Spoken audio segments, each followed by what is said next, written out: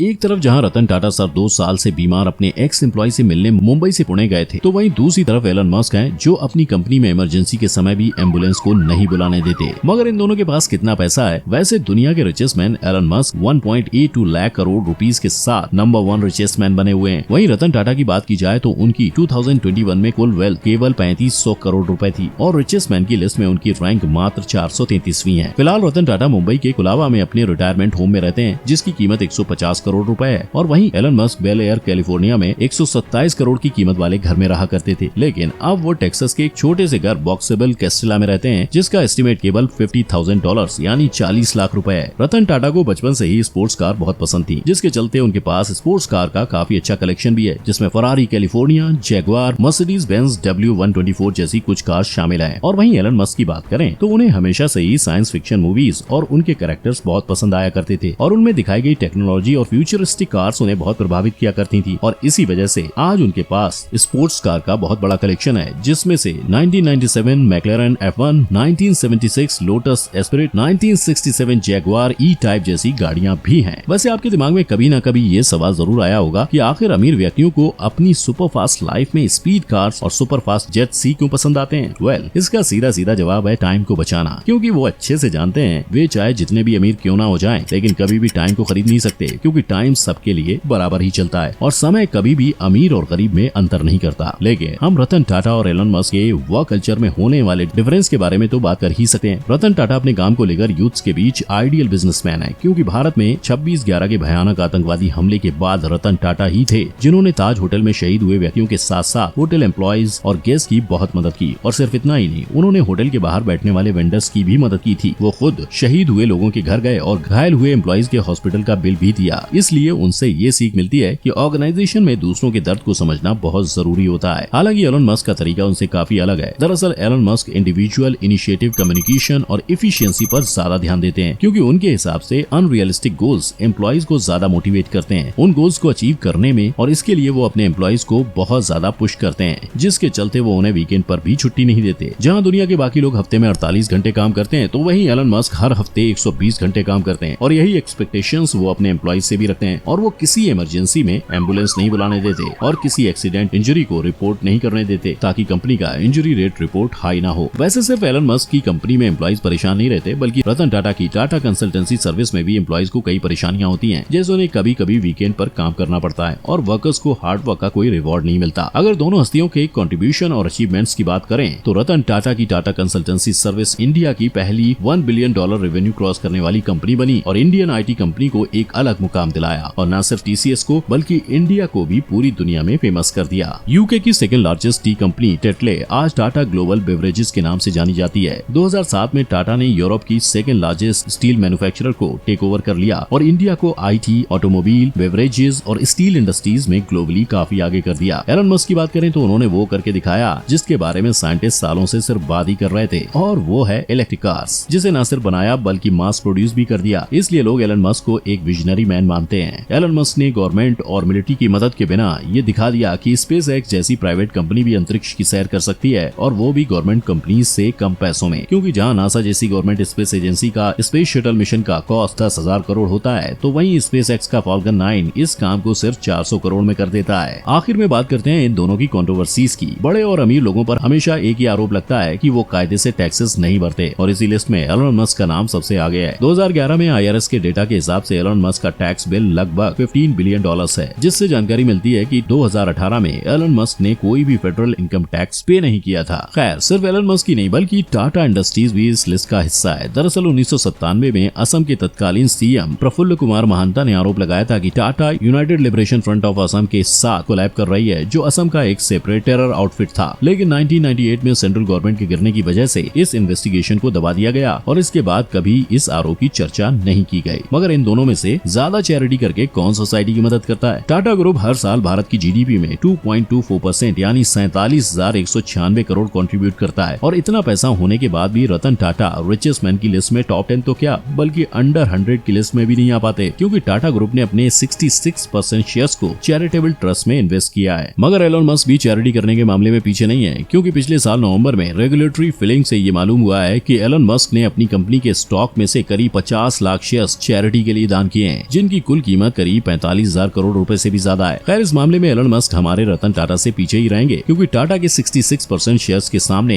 Elon के 5% shares कुछ भी मायने नहीं रखते।